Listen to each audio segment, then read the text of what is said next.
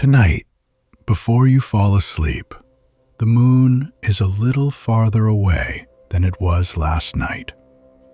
Not by much, about the width of a fingernail's growth, a distance so small that no eye could ever notice it. No photograph could ever catch it. But it is real, and it is happening right now. And it has been happening every single night of your life, and every night of your parents' lives, and every night since long before there were any eyes at all to look up.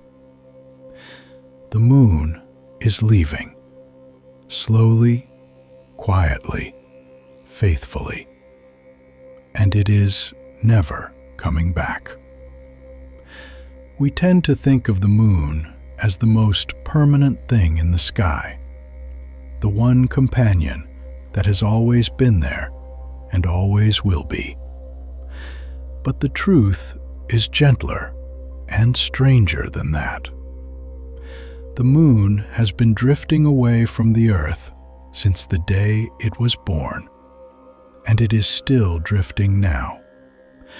And one day, in a future so distant it has no shape in our minds, the bond between these two worlds will be nothing like the one we know tonight. So here is the question I want us to carry together, all the way through the quiet hours ahead. When you look up at the moon, that calm, familiar face that has watched over every night of human history, what are you really looking at? A companion that is here to stay? Or a long, slow goodbye that we have simply mistaken for forever? Welcome. This is Cosmic Nocturne. Get comfortable. Close your eyes if you'd like. You don't need to watch tonight. Only listen. Together, we're going to follow the moon across an enormous stretch of time, back to when it hung close and huge over a younger Earth, and forward to the day it slips beyond the reach of everything we love about it. And along the way, we'll find that its leaving is not something to fear. It is something to understand, and maybe even something to be grateful for. So settle in. There's no hurry tonight. The moon has been leaving for 4 billion years. It can wait a little longer. Part 1. The measurement that breaks your heart a little. Let's begin with how we know. Because a claim like this, that the moon is escaping us, sounds like the kind of thing someone might simply feel or imagine on a wistful night. But it isn't. It is one of the most precisely measured facts in all of science.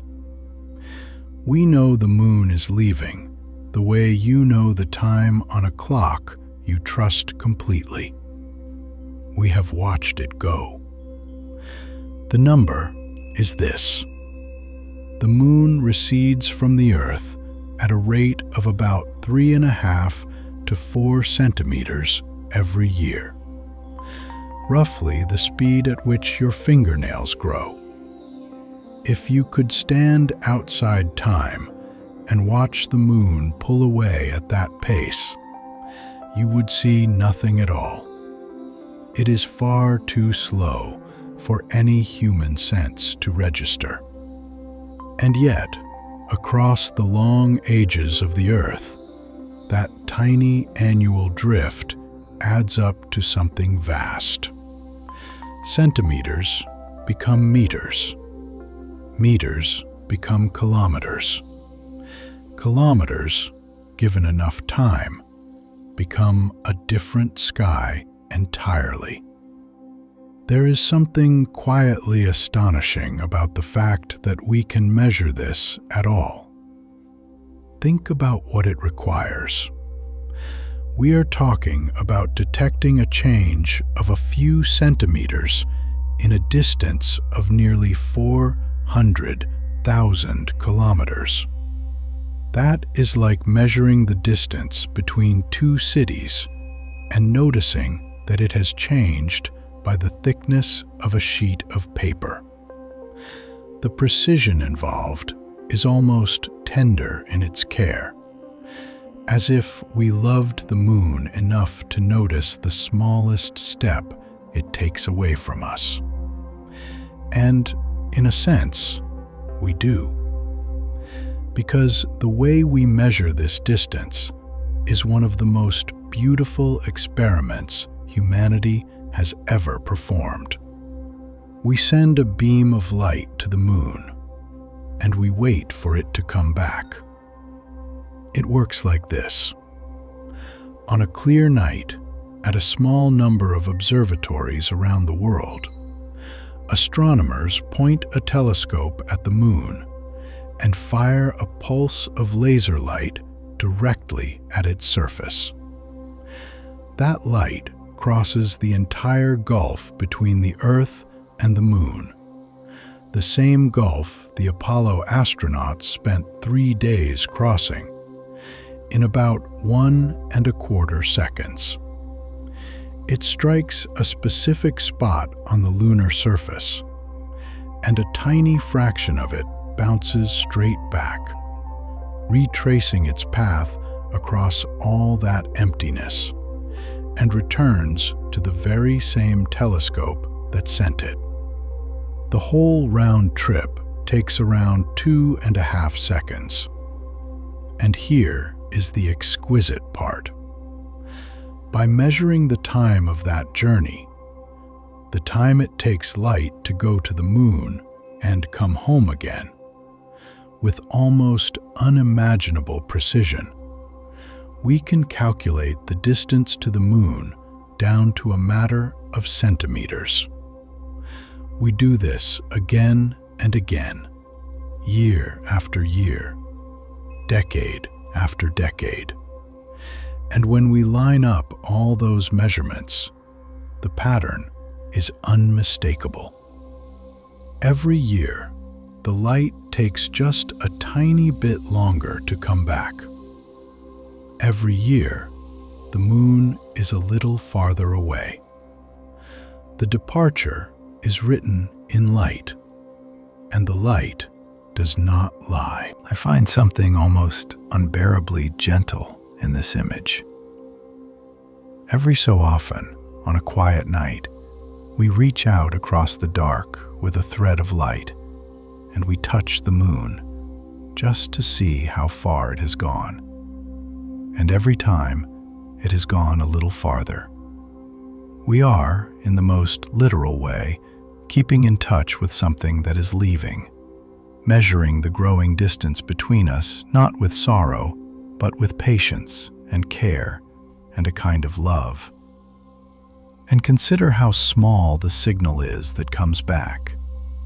When we fire that laser at the moon, we send out an enormous number of particles of light, an unimaginable flood of them, all racing outward together in a tight beam. But space is not kind to beams of light. Over that vast distance, the beam spreads, widening as it travels, until by the time it reaches the moon, it has bloomed into a patch wider than a city. Only a sliver of it strikes the small mirror waiting there. And of that sliver, only a fraction bounces back in the right direction, spreading again on the return journey, so that of all the countless particles of light we sent, perhaps only a handful, sometimes just one at a time, finds its way home to the telescope. We send out an ocean of light, and we catch back a single drop. And from that single returning drop, measured against the steady ticking of the most precise clocks we possess, we read the distance to another world. There is something almost devotional about it, this willingness to send so much into the dark for the sake of catching so little, simply to know, to the width of a hand, how far our companion has traveled tonight. And the rhythm of it matters too. We do not measure once and call it finished. We measure across the seasons, across the years, across the slow turning of the decades, building a record so long and so patient that the tiny annual drift cannot hide inside it. Any single measurement could be a fluke, a trick of the atmosphere, a flicker of error. But thousands of measurements, gathered faithfully over more than 50 years, cannot all be wrong in the same direction. The long record is what reveals the truth. It is only by paying attention for a very long time, gently and repeatedly, that we come to see the moon for what it truly is. Not a fixed lamp hung in the sky, but a body in slow and certain motion, drawing away from us with the steadiness of a tide going out and never quite coming back. But none of that beam of light, none of that careful measurement would be possible without something waiting for it on the other end. Because the laser does not simply bounce off bare lunar rock. It bounces off something we left there, on purpose, for exactly this reason. Something placed on the surface of the moon by human hands that has been faithfully reflecting our light back to us for over half a century. And that is a story worth telling slowly. Part 2. A mirror left on the moon. Part 2. A mirror left on the moon. When the first humans walked on the moon, they did not only collect rocks and plant flags and take the photographs that would change how we see ourselves forever. They also left things behind. Some of those things were sentimental, some were practical, but a few of them were scientific instruments designed to keep working, silently, for decades or centuries after the astronauts had gone home. And one of the most important was the simplest of all, a mirror. Not an ordinary mirror, the kind that hangs on a wall. This was a special kind, called a retroreflector. It is an array of precisely cut corners of glass, shaped so that any beam of light striking it is sent back in exactly the direction it came from, no matter the angle. Point a light at it from anywhere, and the light returns to you. It is the perfect device for a conversation across an enormous distance, because it guarantees that whatever you send will find its way home. The astronauts of Apollo 11 set the first one down on the lunar surface in the summer of 1969. Later missions left more. They placed these mirrors carefully on the gray, dusty ground, in the silence and the stillness, under a black sky that never changes. And then they left. And those mirrors have been sitting there ever since. Through the slow turning of more than 50 years, through the long lunar days that last 2 Earth weeks, and the long lunar nights that last 2 more. Through the relentless rain of micrometeorites, the swing of temperatures from scorching to freezing, the utter loneliness of a world without weather or wind or sound. The mirrors have simply waited, facing the Earth, ready. And every time we send our beam of light across the dark, those mirrors catch it and send it back. After more than half a century, they still work. There are very few human-made things that have functioned continuously for that long, untended, untouched, with no one to repair them.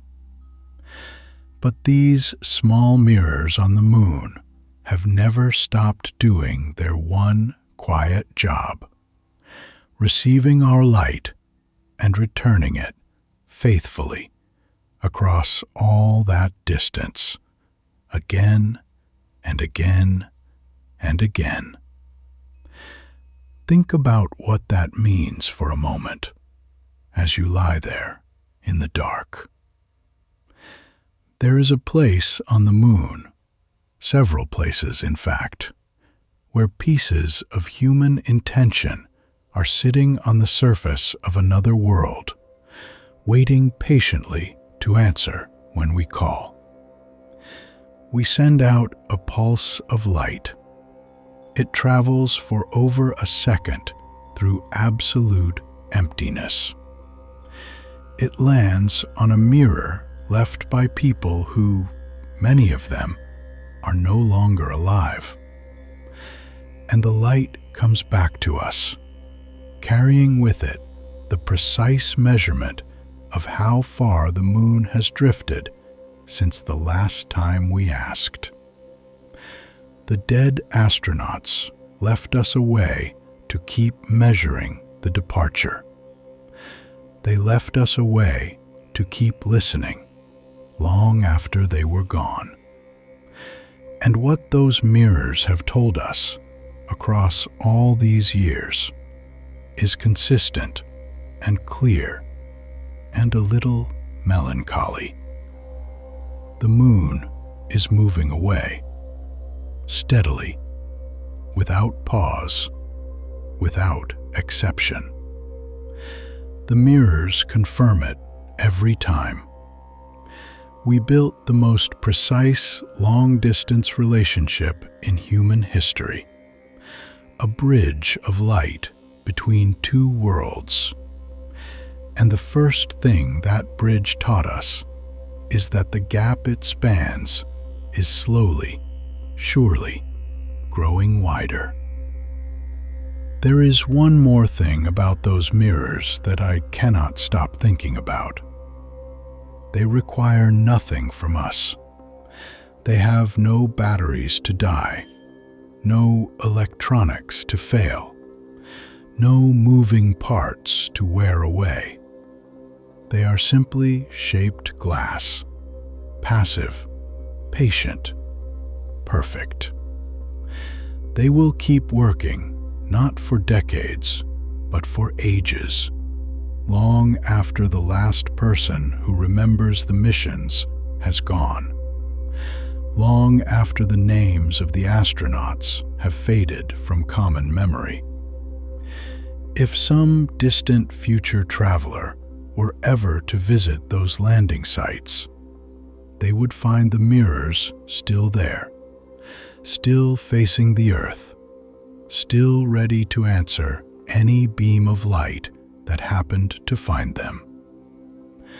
We left a piece of our reaching on the surface of another world, and we built it to outlast us. Of all the things humanity has ever made, these silent mirrors on the moon may be among the most enduring.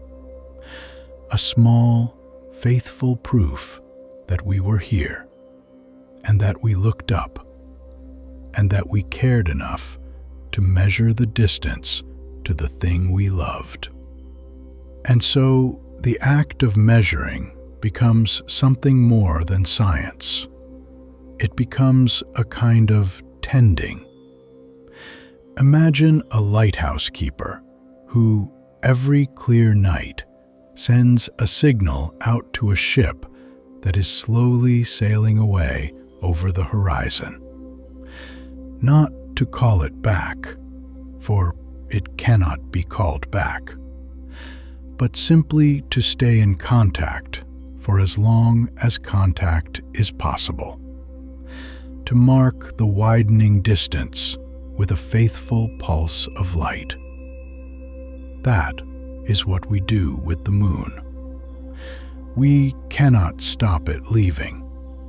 We would not know how, and the physics would not allow it. But we can keep reaching out, keep touching it with light, keep noting tenderly how far it has gone. It is the gentlest form of accompaniment, to walk someone part way into their leaving, holding a lantern, asking nothing, simply being present for the journey as far as presence can extend. So now we know the moon is leaving, and we know how we know. But that only deepens the real mystery, the one that sits underneath everything. Why? What could possibly push a body as enormous as the moon away from a world as massive as the Earth, so gently and so relentlessly over billions of years? The answer is not some violent force, not some cosmic catastrophe. The answer is something you have felt yourself, something that happens twice a day on every shore on Earth, something so familiar that we almost never think to ask what it really is. The moon is being carried away by the tides. Part 3. The Quiet Physics of Tides. Part 3. The Quiet Physics of Tides. To understand why the moon is leaving, we have to understand the tides. And to understand the tides, we have to understand a kind of invisible conversation between the Earth and the moon, one that has been going on without rest since the two of them first met. The moon pulls on the Earth. We all know this in a vague way. The moon's gravity reaches across that gulf of space and tugs on our planet. But here is the part that matters. Gravity gets weaker with distance, and the Earth is not a single point. It is a wide, round world, with a near side that faces the moon and a far side that faces away. The near side of the Earth is closer to the moon than the center is, and the far side is farther. So the moon pulls a little harder on the near side and a little softer on the far side than it does on the planet as a whole. The result of this uneven pull is that the Earth, and especially the oceans, which are free to move, gets gently stretched. Not crushed, not torn, just stretched, the tiniest bit, along the line pointing toward the moon. The water rises slightly on the side facing the moon, and, for subtler reasons, on the side facing away as well. These two bulges of raised water are the tides. As the Earth turns beneath them, every coastline passes through these bulges, and that is why the sea climbs up the shore and falls back twice each day. The tide you have watched come in on a beach, the rhythm that fishermen and poets have lived by for all of human history, is the ocean being lifted ever so gently by the moon. So far, this is a calm and balanced picture. But now we add one more thing, and it is the thing that explains everything. The Earth spins. It rotates once a day, and it spins much faster than the moon travels around it. The moon takes nearly a month to circle the Earth, but the Earth turns all the way around in 24 hours. This means the Earth is spinning underneath those tidal bulges, faster than the bulges can keep up. And the Earth is not perfectly smooth or perfectly fluid. There is friction. As the planet rotates, it drags those great bulges of water along with it, pulling them slightly ahead of where the moon is. So the bulge on the near side doesn't sit exactly beneath the moon, pointing straight at it. The Earth's rotation drags it a little forward, a little ahead of the moon's position in the sky. The planet, in its eager spinning, carries the tide just past the point directly under the moon. Now here is where it becomes beautiful. That dragged-ahead bulge is a huge mass of water, and it has its own gravity. And because it sits slightly ahead of the moon, its gravity pulls on the moon, forward, in the direction the moon is traveling. It is a gentle, constant tug, urging the moon onward, speeding it up just slightly in its orbit. And in orbital mechanics, there is a wonderful and counterintuitive rule. When you give an orbiting body a little more energy, a little more speed, it does not fall closer, it climbs higher. It moves into a wider, more distant orbit. So the tidal bulge, dragged ahead by the spinning Earth, is forever giving the moon a tiny forward nudge, and that nudge is forever lifting the moon into a slightly larger orbit. The Earth, by spinning, is gently handing the moon away, not pushing it off in anger, handing it the way you might release something you love into a wider life, because the physics of your togetherness leaves no other choice. This is the secret of the departure. The moon is not being expelled. It is being eased outward, one tide at a time, by the patient mechanics of two worlds in a gravitational embrace. Every tide that has ever risen on every shore has paid a tiny price, and that price has been collected in distance. The sea reaches up toward the moon, and in doing so, it sends the moon a little farther away. The tides are a long, slow goodbye written in water. And I want you to feel how unhurried this all is, because the gentleness is the whole point. The forward nudge that the dragged-ahead bulge gives the moon is almost nothing.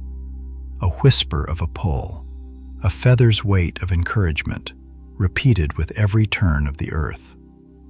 No single tide moves the moon any distance you could ever measure. It is only the patient accumulation, tide after tide after tide, sunrise after sunrise, across thousands and millions and billions of years, that adds up to the slow retreat we can finally detect with our beams of light. There is no drama in it, no single moment of parting. There is only the quiet, ceaseless repetition of an ocean rising and falling, and a moon drifting a little farther with each rise, the way a relationship can change not through any single decision, but through the gentle weight of 10,000 ordinary days. It helps, too, to picture the two bulges together, one on the side of the Earth facing the moon, and one on the far side facing away. The near bulge is easy to understand. The moon pulls the water toward itself. The far bulge is stranger and more beautiful. On the side of the Earth turned away from the moon's pull is weakest of all, and so, in a sense, the water there is left behind as the rest of the planet is drawn slightly toward the moon, and it bulges outward into the space the Earth has vacated. So the oceans are stretched into a gentle oval, raised at both ends, and the Earth turns within this stretched shape, carrying every coastline through 2 high tides and 2 low tides in the course of a single day.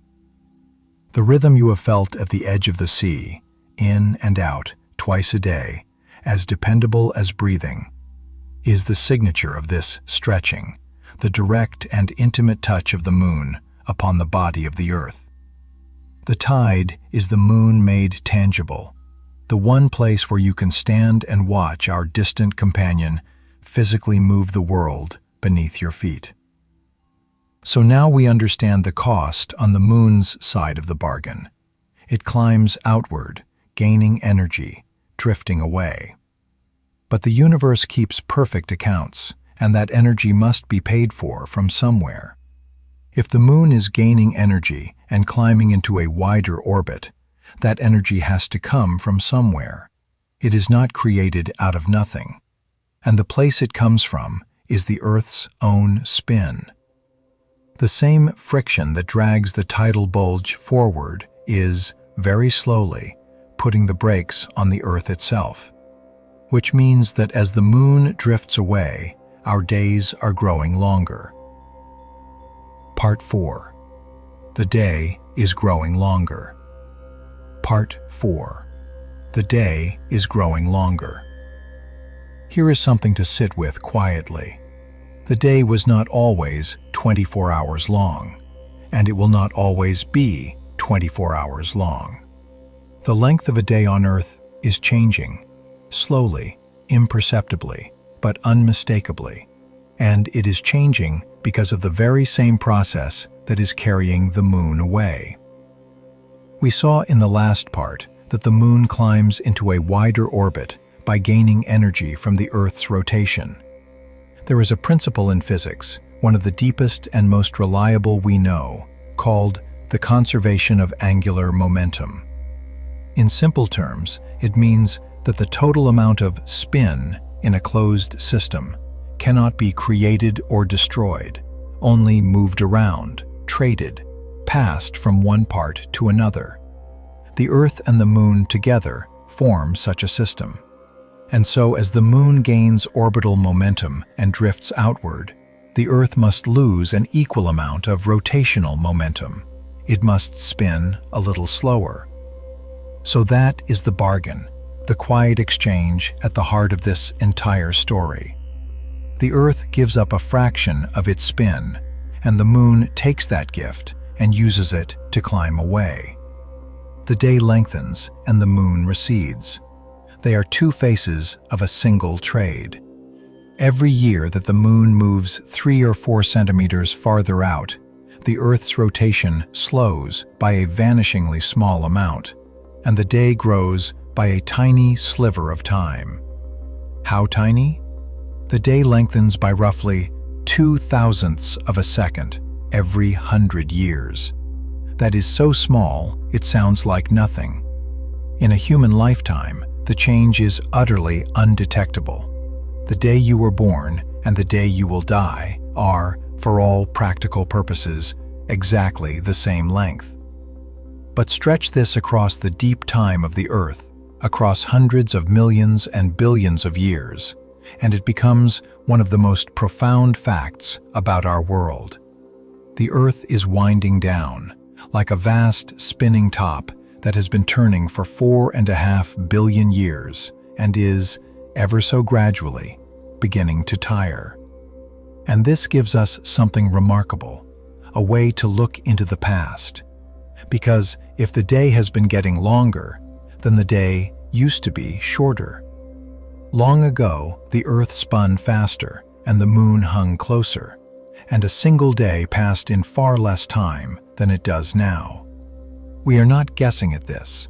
We can read it, written into the Earth itself, in places you would never expect. If these slow journeys through deep time are helping you drift toward sleep, take a quiet moment to subscribe. It's the only way the moon's story, and the next one, will find its way back to you on another night. Now think about what it means that the day has changed. The rhythm we build our entire lives around, the turning from light to dark, the cycle of waking and sleeping, the simple fact of a day, is not a fixed feature of the universe. It is a passing arrangement, a temporary setting, slowly drifting along with the moon. The clock of the Earth is being rewound by the departure of its only companion.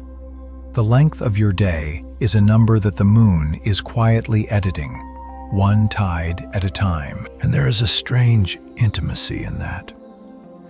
The moon is so far away and getting farther, and yet its leaving reaches all the way down into the most ordinary fact of your existence, the length of the day you are living right now. You cannot feel the moon's gravity lifting the tides. You cannot feel the Earth's spin slowing beneath you. But both are happening this very night, woven into the turning of the world, as inseparable as two dancers who have been turning together for so long that neither could say where one of them ends and the other begins. Let yourself drift for a moment across the immense reach of this slowing.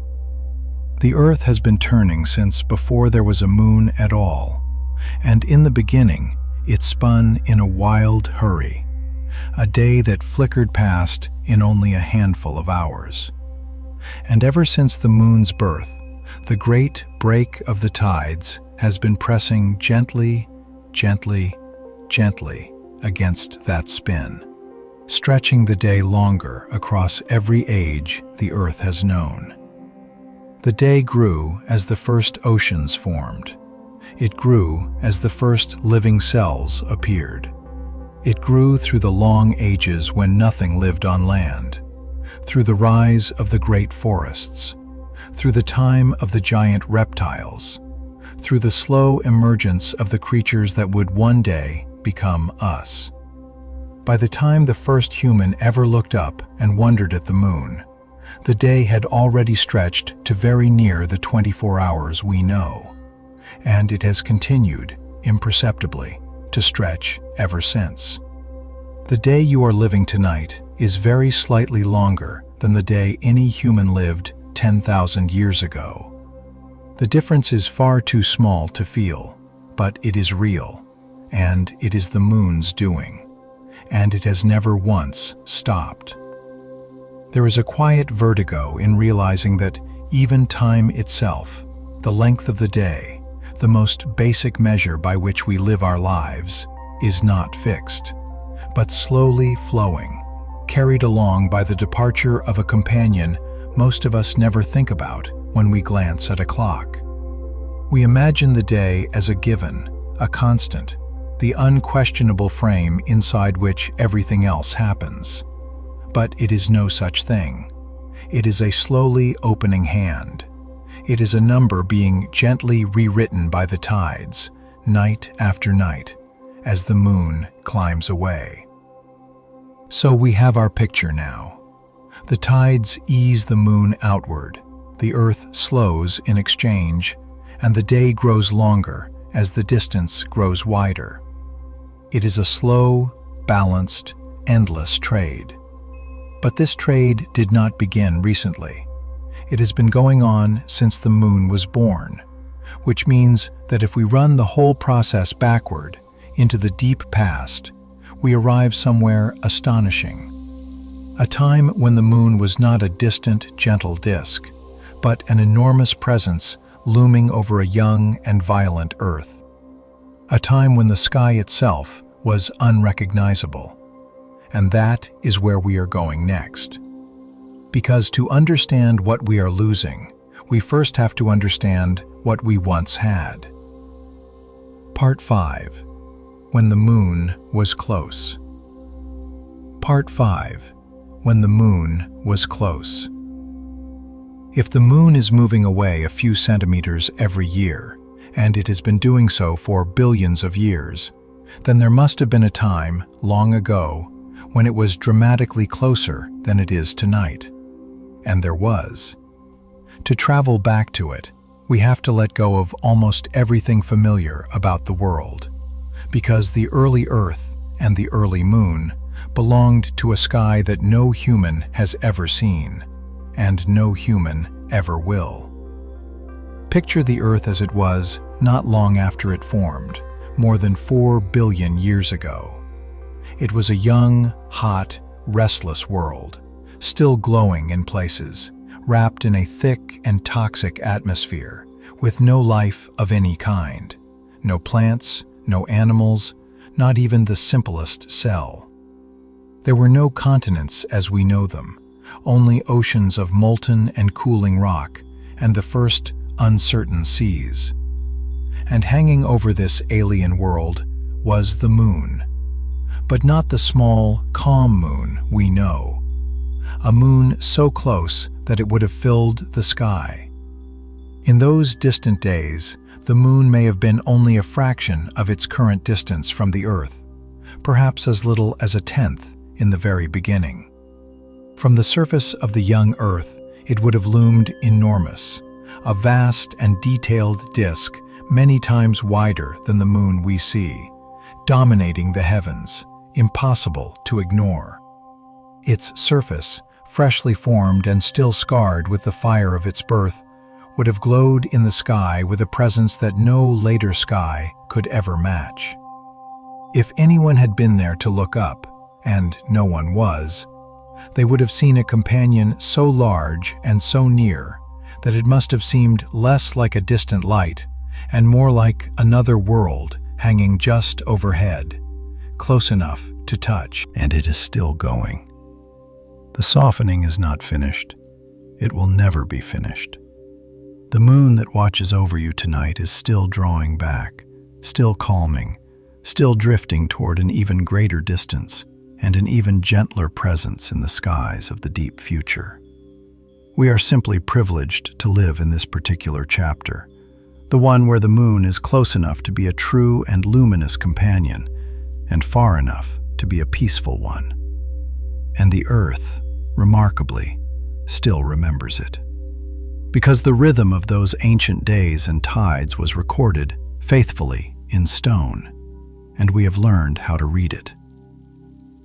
Part 6. The Stones That Remember. Part 6. The Stones That Remember. There is a quiet kind of miracle in the fact that the Earth keeps a diary.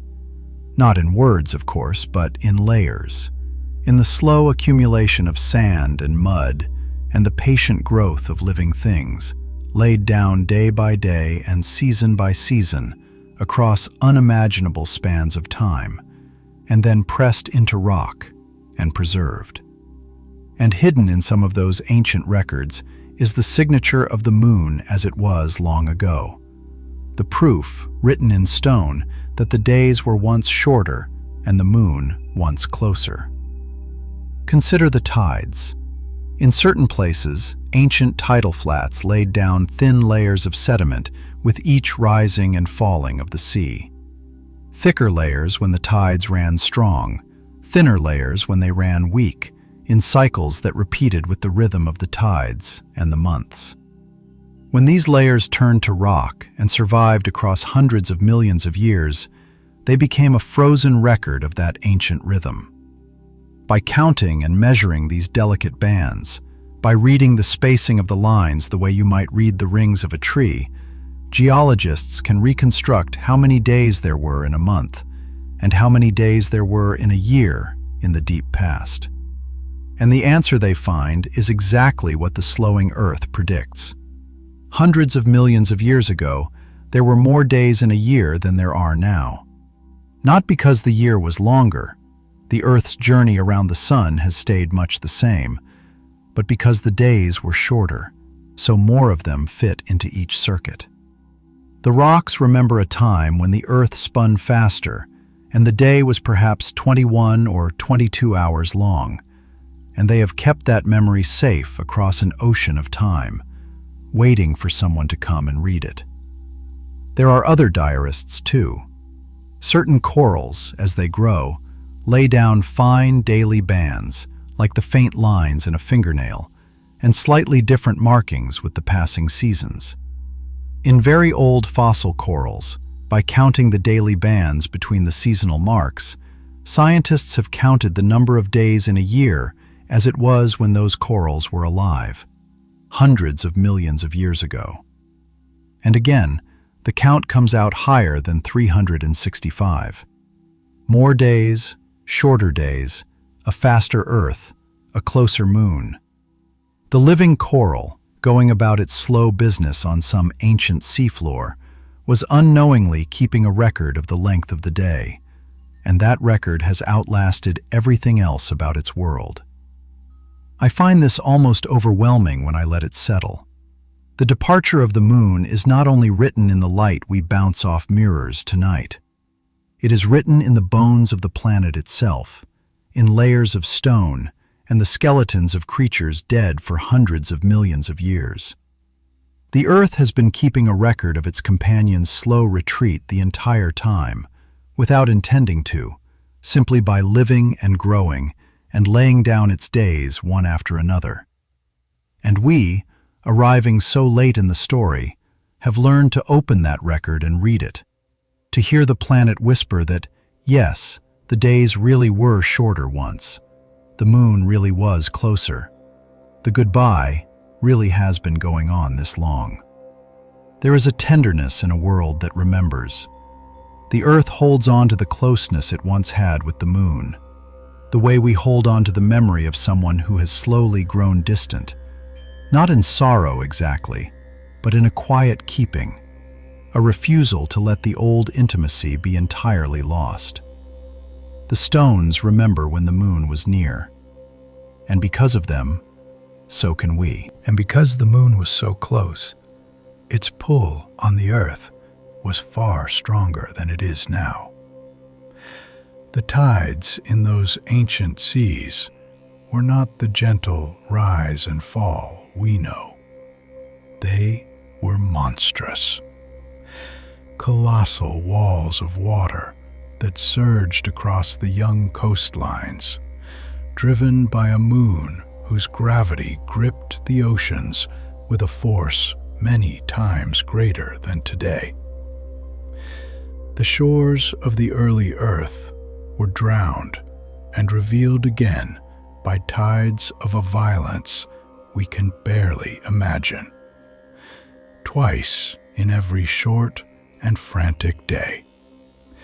Because the days, too, were different. The Earth in those early times spun much faster than it does now. Remember, it has been slowing ever since. A day on the young Earth may have lasted only 5 or 6 hours. Imagine that. The sun racing up across the sky and plunging back down in a fraction of the time we know. Night and day flickering past in a breathless rhythm. The enormous moon wheeling overhead. The giant tides rushing in and out.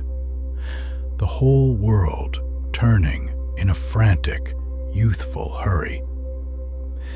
It was a place of speed and scale and raw power, utterly unlike the slow, calm world we inhabit tonight. And here is what moves me most about this vision. Everything that has happened since, the slowing of the days, the calming of the tides, the shrinking of the moon in our sky, has been a long, gradual settling, a 4 billion year exhale. The Earth and the moon began their life together in a kind of fierce intimacy, locked close, pulling hard, spinning fast. And across all the ages since, they have been slowly drawing apart, slowly calming down, slowly easing into the gentle, distant, peaceful relationship we were born into. We did not arrive at the beginning of the story. We arrived in its long, quiet evening, when the fire had cooled and the partners had drifted to a comfortable distance, and the tides had softened into something a child could play in. The moon that fills our nights with its calm, familiar light is the same moon that once loomed huge and fierce over a molten world. It is just much farther away now, and it is still going. The closeness we are imagining, that enormous disk, those towering tides, that racing day is not a fantasy. It is our own history. It is where we came from. Let yourself stand in imagination on a dark shore of that ancient earth, just for a moment, and look up. There would be no familiar constellations. The stars themselves have wandered into entirely new arrangements across the billions of years between then and now. There would be no soft, distant moon hanging quietly overhead. Instead, the moon would dominate everything, a vast and glowing presence that took up a huge swath of the sky, its surface still fresh and bright, perhaps still faintly warm with the heat of its making.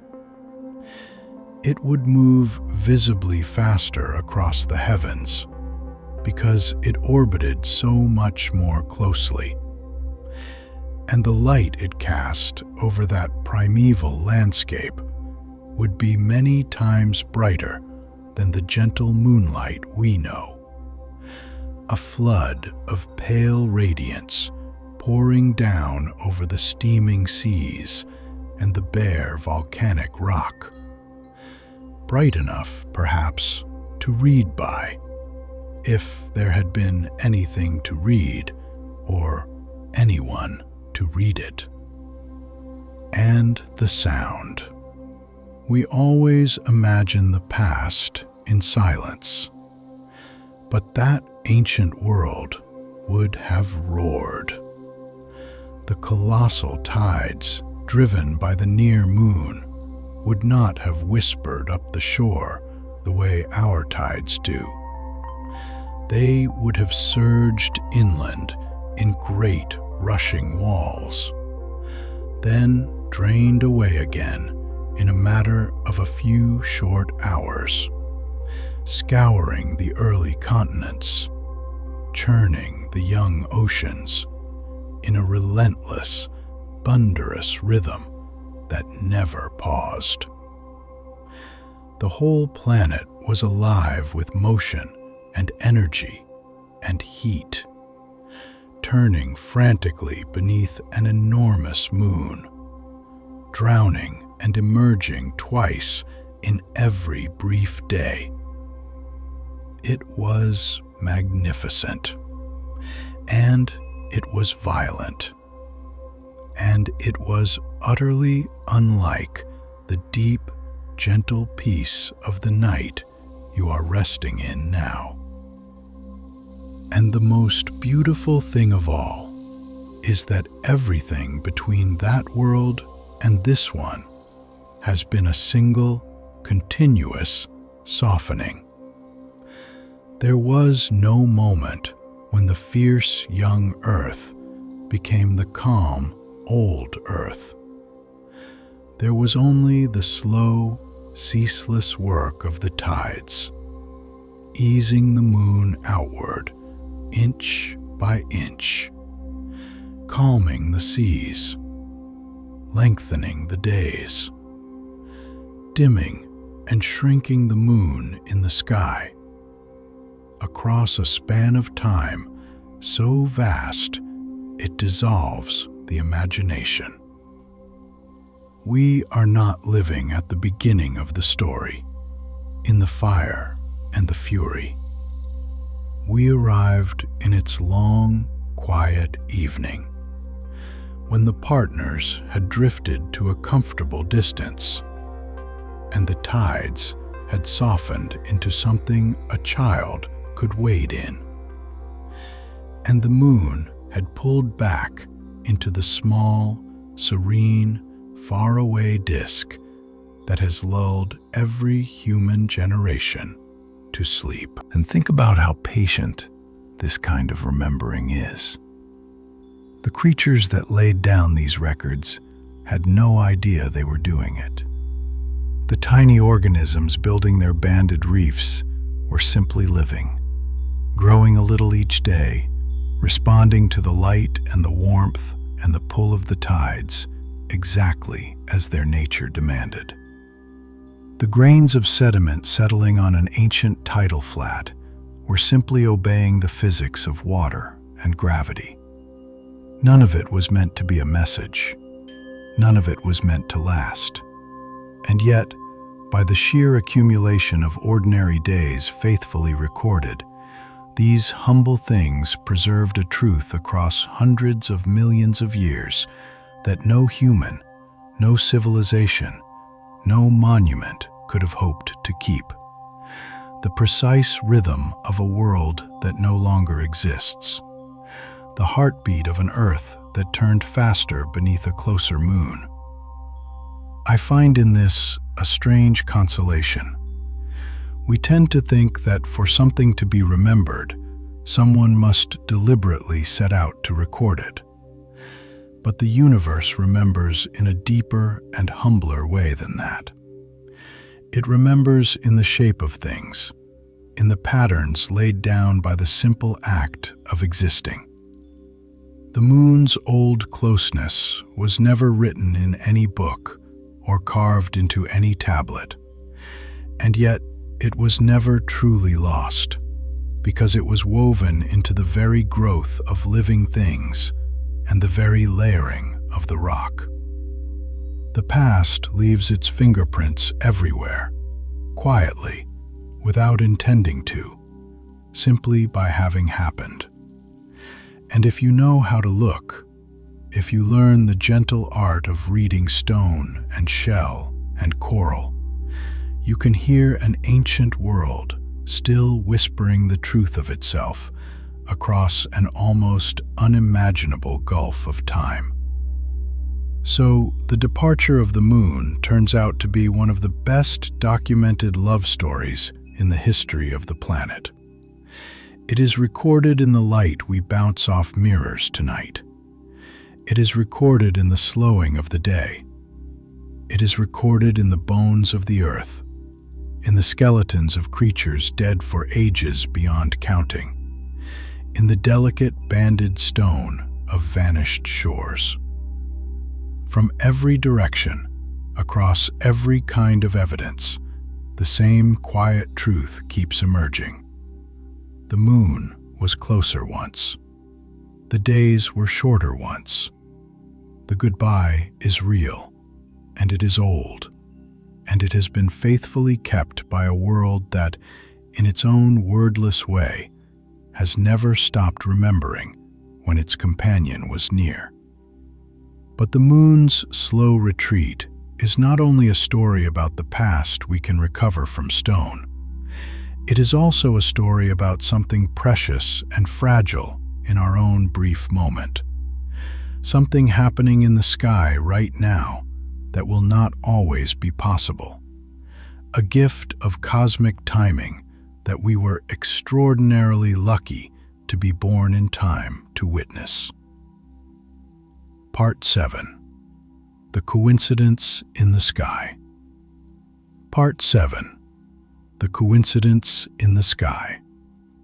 Of all the strange and beautiful things about the moon, there is one that seems almost too perfect to be an accident. And yet, an accident is exactly what it is. It is this. From the surface of the earth, the moon and the sun appear to be almost precisely the same size in the sky. Think about how unlikely that is. The sun is enormous, about 400 times wider than the moon. It is a vast burning star, and the moon is a small ball of cold rock. By every measure of their true size, they could not be more different.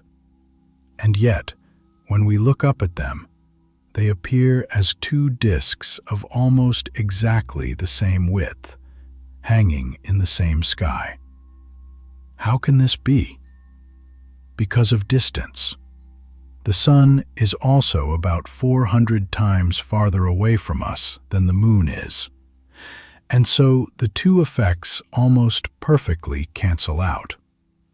The sun is 400 times bigger, but 400 times more distant. And the result is that these two utterly different objects appear, from where we stand, to be twins in size. There is no law of physics that requires this. There is no reason it had to be so. It is a coincidence, a cosmic alignment of sizes and distances that just happens to be true right now for us. And it gives us one of the most breathtaking sights the universe has ever offered to any world we know of: the total solar eclipse. When the moon passes directly between the Earth and the sun, and the alignment is exact, the moon's disk slides over the sun's disk and covers it completely. Because they are the same apparent size, the fit is almost perfect. The moon blots out the blinding face of the sun, and for a few precious minutes, day turns to a deep twilight.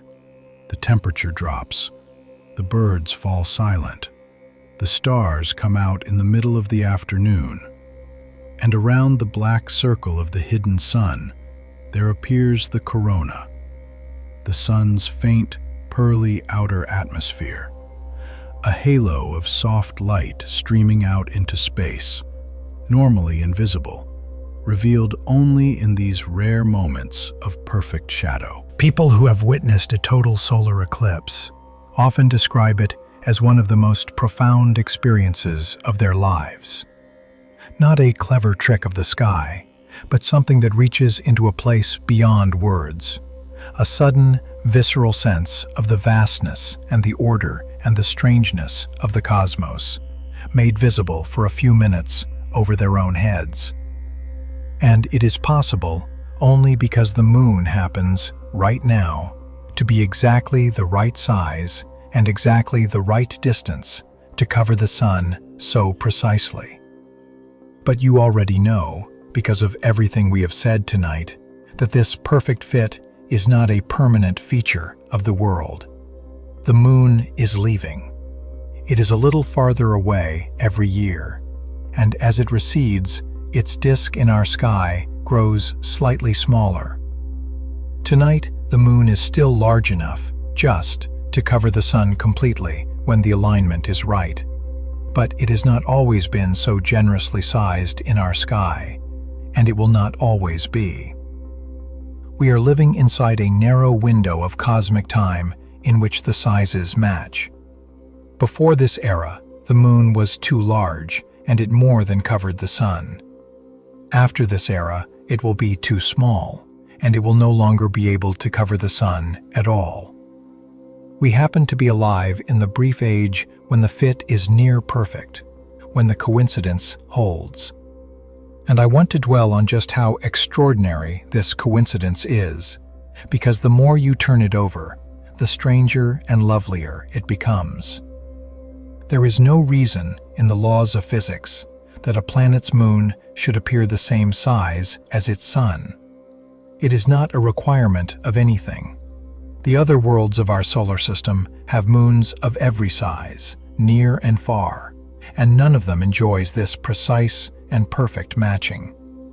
As far as we know, the Earth is the only place where a witness can stand and watch their moon slide across their sun and cover it so exactly that the blazing disk vanishes and the ghostly crown of the star's atmosphere blooms into view. It may be that among all the worlds in all the cosmos, perfectly fitting eclipses are rare and precious things, and we have them here, now, in our own sky. But now is the crucial word, and it is doing an enormous amount of quiet work, because this perfect fit is not a permanent property of the Earth and the moon and the sun.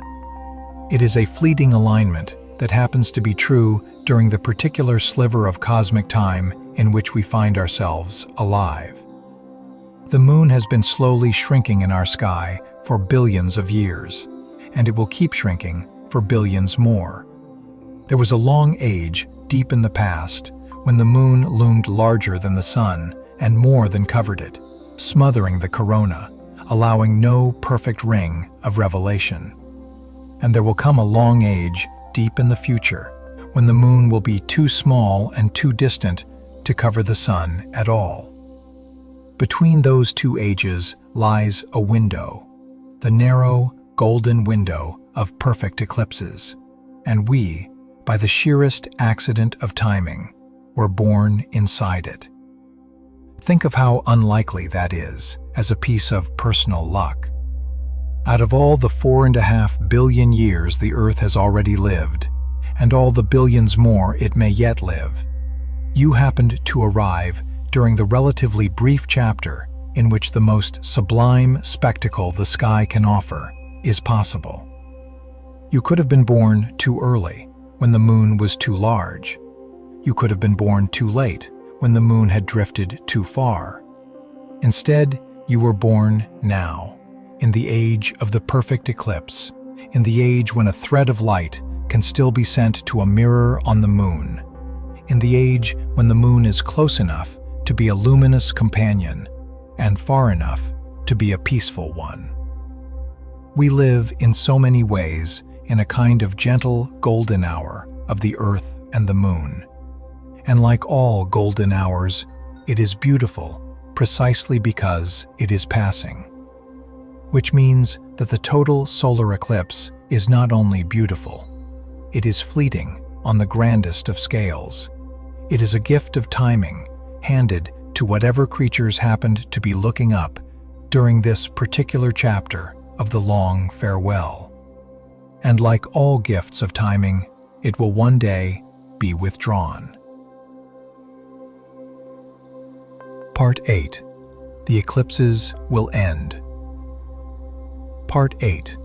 The eclipses will end. Let us follow the moon's departure forward now into the future and watch what happens to those perfect eclipses as the distance slowly grows. Today, when the moon passes in front of the sun and the alignment is exact, it can just barely cover the sun's full disk, giving us those few minutes of total darkness and the glory of the corona. But the moon is receding, and its apparent size is shrinking, year by year, century by century, far too slowly for any one generation to notice, but relentlessly all the same. And there will come a time, astronomers estimate something on the order of 600 million years from now, when the moon will have drifted so far that it can no longer completely cover the sun, even in a perfect alignment, even at its closest approach. On that far future day, the last total solar eclipse will occur, and after it, there will never be another. Sit with that for a moment, gently. Somewhere in the distant future, on some ordinary afternoon, the moon will slide across the sun for the last time that it is ever able to hide it completely. There may or may not be anyone there to see it. 600 million years is longer than complex life has existed on Earth so far, and we cannot know what the world will hold. But whether witnessed or not, that final total eclipse will mark the quiet end of one of the most beautiful coincidences in the solar system. After it, the moon will only ever be able to pass in front of the sun as a smaller disk, leaving a bright ring of sunlight uncovered around its edge, what we call an annular eclipse, a ring of fire, lovely in its own way, but never again the full, total darkness, never again the corona blazing around a perfectly hidden sun. There is something that aches just a little in knowing this. The total solar eclipse, this overwhelming, sublime, almost spiritual event, is not a permanent feature of reality. It is a temporary alignment, a passing gift, and it is slipping away from us at the same gentle pace as the moon itself. We were born in time to see it. That is pure luck. Out of all the vast stretches of the Earth's history, and all the vaster stretches still to come, we happen to live in the narrow window when the moon and the sun match in the sky. The creatures of the deep future will not have this. The total eclipse is one of the things we will hand back to the universe as the moon withdraws. And yet I notice that the ache does not feel like ordinary sadness. It feels like something closer to reverence. When you learn that a beautiful thing is finite, that it had a beginning and will have an end, that it belongs only to a certain age and not to all of time, you do not love it less. You love it more carefully. You pay closer attention. The eclipse that will not exist forever becomes, in that knowledge, more worth traveling across the world to witness, more worth standing in the sudden midday dark to behold, more worth remembering for the rest of your life. The brevity does not diminish the gift. It sharpens it.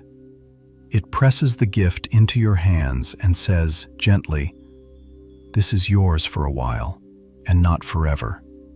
So look, really look, while the looking is possible." There is a way of holding the future that is heavy with dread, and there is a way of holding it that is soft with gratitude. And the difference between them is everything. We could hear the news that the eclipses will end and feel only loss, the slow theft of something precious by an indifferent universe. Or we could hear the same news and feel, instead, an enormous tenderness for our own moment in time, a quiet thankfulness that we, of all the generations that have ever been or will ever be, were placed here in the age when the moon still fits the sun, when the corona still blooms, when the shadow still races across the land. The facts are identical either way. Only the holding is different. And the gentler holding, I think, is also the truer one, because it keeps faith with the beauty rather than only mourning its limits.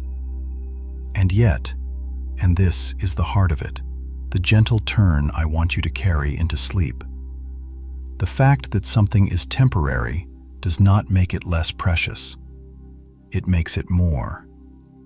The total eclipse is breathtaking precisely because it is rare, precisely because the alignment is fragile, precisely because it belongs only to a particular moment in the long life of the Earth and the moon.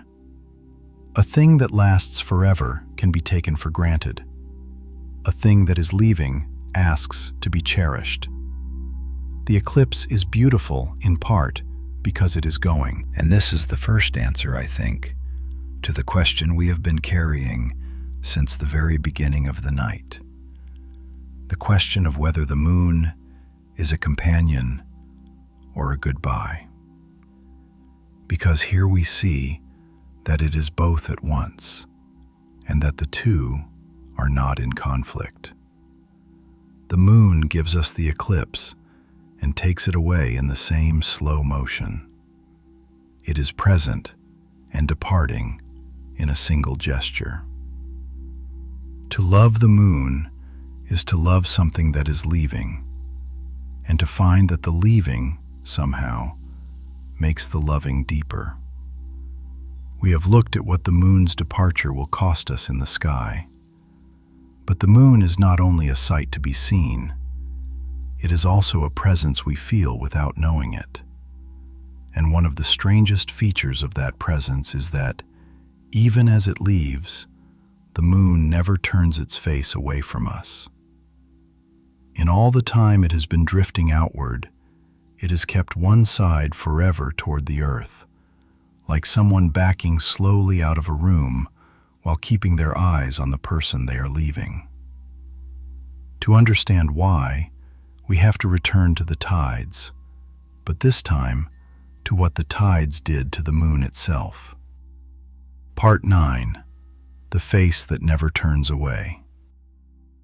Part 9. The Face That Never Turns Away. Here is something you have known your whole life, perhaps without ever quite noticing how strange it is. You have only ever seen one side of the moon. Every human being who has ever lived, every creature that has ever glanced up at the night sky across the entire history of the earth has seen the same single face of the moon. The moon turns the same side toward us, always, without exception. The pattern of dark plains and bright highlands that you can see tonight is the very same pattern that the first humans saw, that the dinosaurs would have seen, that has watched over the earth for billions of years. The other side, the far side, is never visible from here. The moon keeps it forever hidden, turned away into space. This is called tidal locking, and it is, once again, the work of the tides. But this time, the tides that the earth raised on the moon, rather than the ones the moon raises on us. Because gravity works both ways.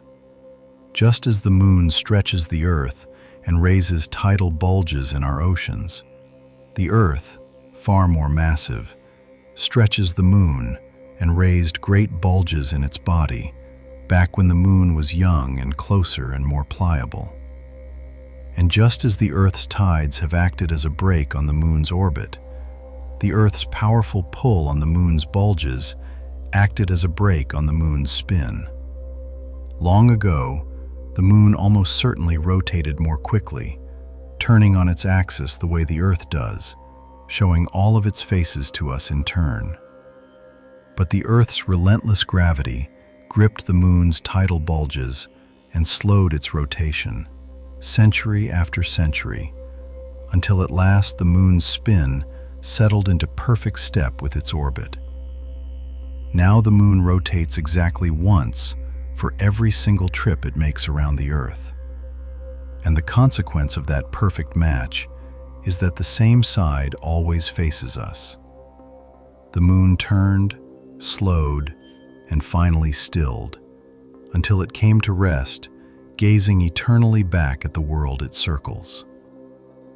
There is something almost unbearably poignant in this, when you set it beside everything else we have said tonight. The moon is leaving us, drifting away a little farther every year on its long, slow journey outward. And yet, as it goes, it never once turns its face away. It keeps the same side toward the earth through every step of the departure, the way someone might walk backward out of the life of a person they love, unable to look away, keeping their eyes fixed on what they are losing until the very last moment. The leaving and the facing happen together. The moon recedes, but it recedes still watching us, and we watch it back. We have memorized that single face so thoroughly that every culture across history has seen pictures in it. A man, a rabbit, a woman, a toad, depending on where and when they lived. We have given names to its plains and its craters. We have written songs and prayers and poems to that one unchanging face, never knowing the other side, never needing to. The moon has shown us only its front, faithfully, for all of human history, and it is enough. It is the most familiar surface in all the heavens, the one alien landscape that every person who has ever lived would recognize at a glance. And here is a thought that I find quietly staggering. The exact pattern of light and shadow on the moon's face that you can see tonight is the very same pattern that was seen by every human being who has ever lived. The first people to make fire saw this face. The builders of the most ancient monuments saw this face. Every lover who has ever pointed at the moon, every child who has ever asked what it was, every grieving person who has ever found a strange comfort in its light.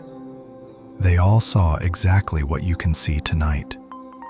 The moon is a kind of shared inheritance, a single image held in common across all of human time. Empires have risen and fallen. Languages have been born and died.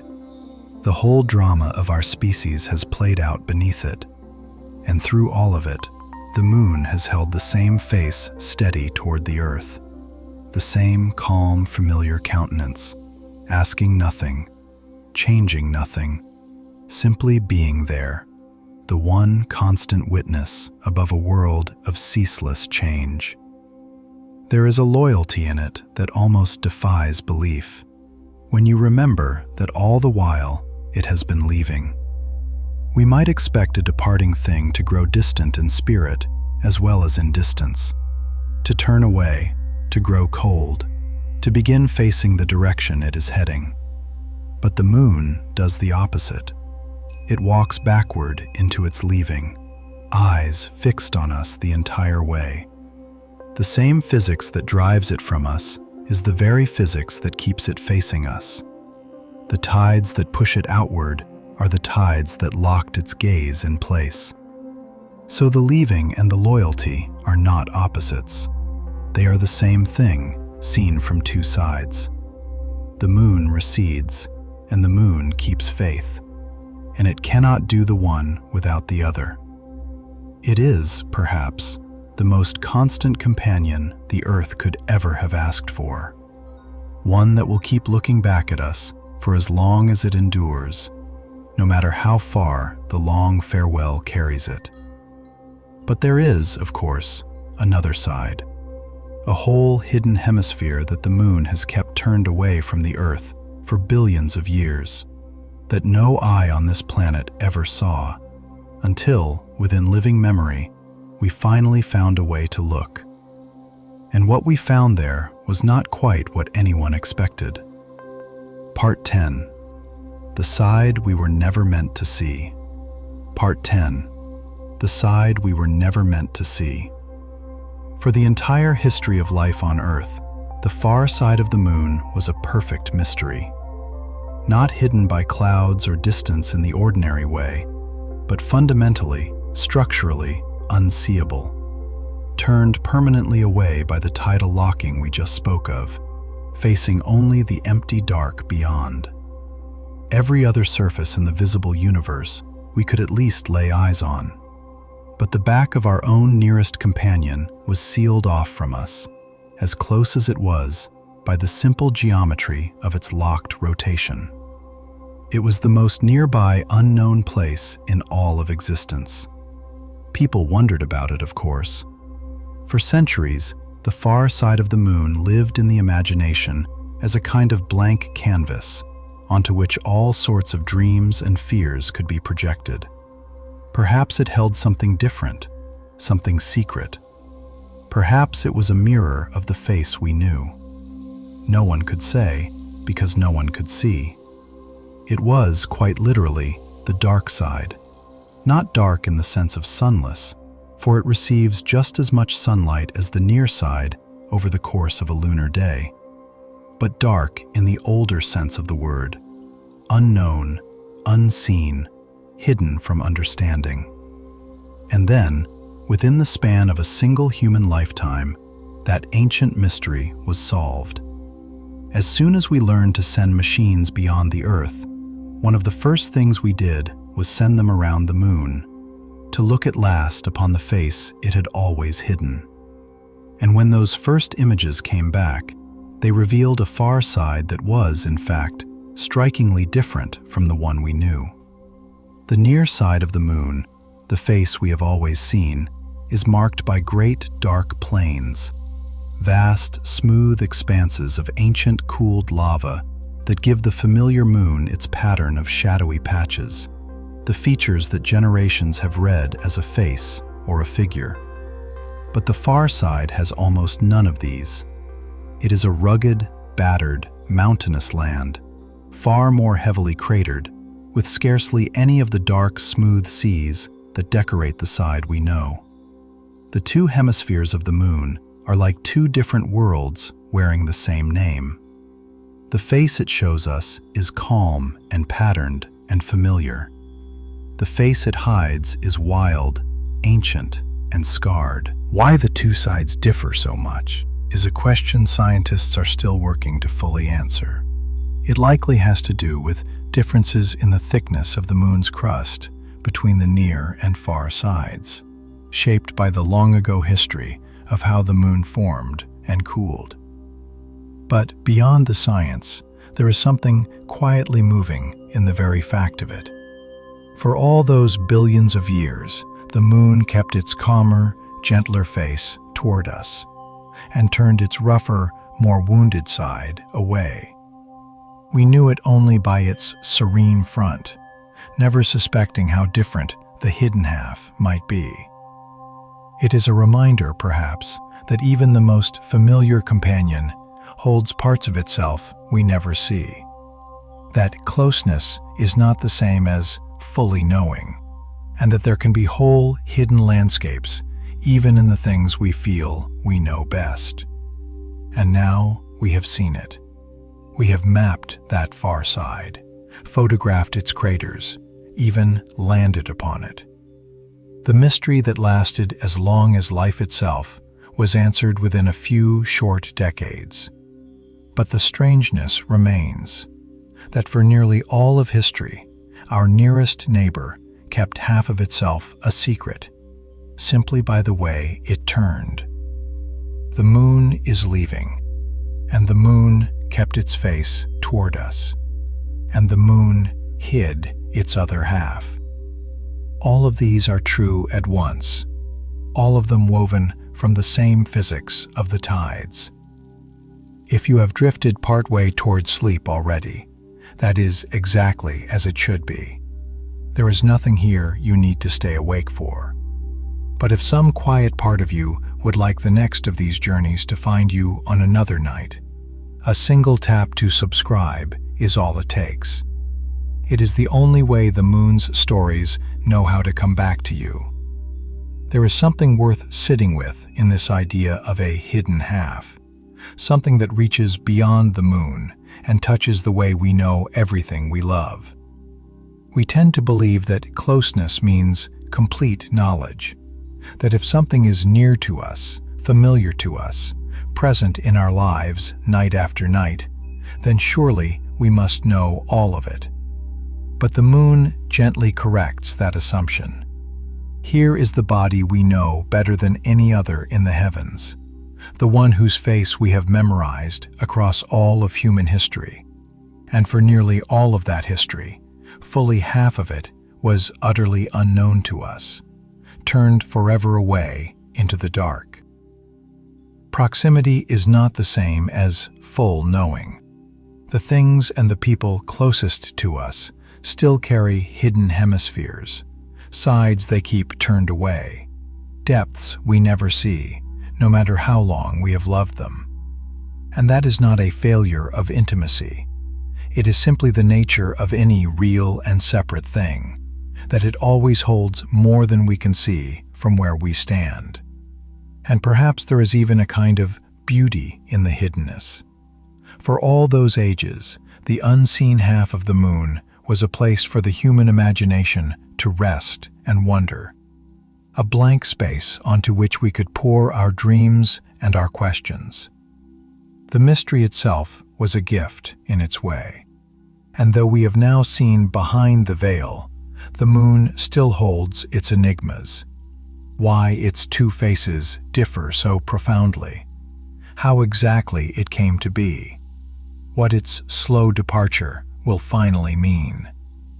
The companion that has watched over us for all of time is still, in the end, a world unto itself, vast and strange, and not entirely ours to fully grasp, which may be exactly why we have never stopped looking up at it.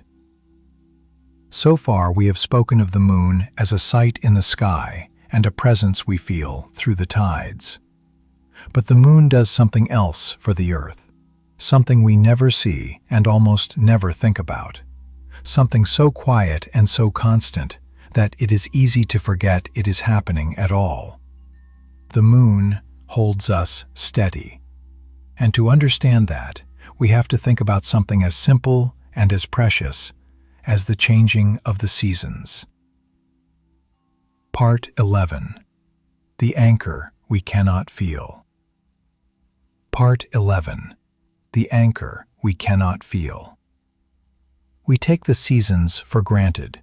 Spring softening into summer, summer fading into autumn, autumn deepening into winter, and around again, year after year, in a rhythm so dependable that we build our calendars and our harvests and our holidays and our whole sense of time around it. The seasons feel like one of the most permanent and reliable features of life on Earth. But they depend on something surprisingly delicate. And that delicate thing is quietly protected by the moon. The seasons exist because the Earth is tilted. Our planet does not spin perfectly upright as it travels around the sun. Instead, its axis leans over at an angle of about 23.5 degrees. As the Earth makes its yearly circuit, this tilt means that first one hemisphere and then the other leans toward the sun, receiving more direct light and longer days, that is, summer, and then leans away into the cold and the long nights of winter. The gentle, life-giving regularity of the seasons is the direct result of this steady tilt. And the key word is steady. The seasons are reliable because the tilt holds nearly constant, century after century, allowing life to adapt to a predictable rhythm. But here is the unsettling part. Left entirely to itself, a planet's tilt does not have to stay steady at all. The gravitational tugs of the other planets in the solar system, pulling from many directions over long stretches of time, can cause a world's axis to wobble and wander wildly, to lurch over to extreme angles and back again in great chaotic swings across millions of years. A planet whose tilt swings chaotically would have a climate gone mad. Poles that sometimes point nearly straight at the sun, scorching regions that were once frozen, drowning others in endless dark, with no stable seasons for life to settle into. Such a world would be a far harsher and more unpredictable place than the gentle Earth we know. And what protects the Earth from this fate? The moon. Our large, faithful moon, by its steady gravitational presence, acts as a kind of stabilizing anchor for the Earth's tilt. It holds our axis remarkably constant, damping down the chaotic wobbles that might otherwise occur, keeping the tilt within a narrow, gentle range across enormous spans of time. The mild, dependable seasons that have allowed life to flourish and complexity to arise may owe a quiet debt to the moon, to the simple fact that the Earth has, circling it, a companion large enough and close enough to steady its spin against the disturbing pulls of the wider solar system. So the moon is not only a light in our sky and a hand upon our tides. It is, in a sense we never feel and never see, a guardian, a stabilizer that has helped keep the Earth's climate gentle enough, steady enough, for life to take hold and deepen across billions of years. We owe the calm regularity of our seasons, in part, to its presence.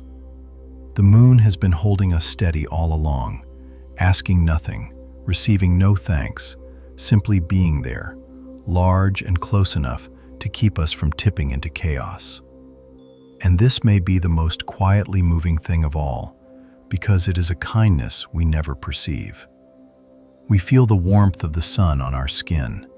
We can see it, thank it, build our myths around it. We watch the tides rise and connect them, at least, to the moon. But the moon's steadying of our axis is utterly invisible. There is no moment in any human life when you feel the moon holding the Earth upright. No sensation, no sign. The mild, dependable seasons that have allowed forests to spread and creatures to flourish, and our own ancestors to plant and harvest and build. These may rest, in part, on a gift so silent and so constant that we never even noticed it was being given. The moon has been protecting the conditions for our existence since long before we existed, and it has done so without a single gesture we could recognize as protection. It simply orbited and stayed, and by staying, kept us safe. It changes how I see that calm disk in the night sky. We are used to thinking of the moon as something gentle and passive, a pretty light, a romantic backdrop, a thing to point at.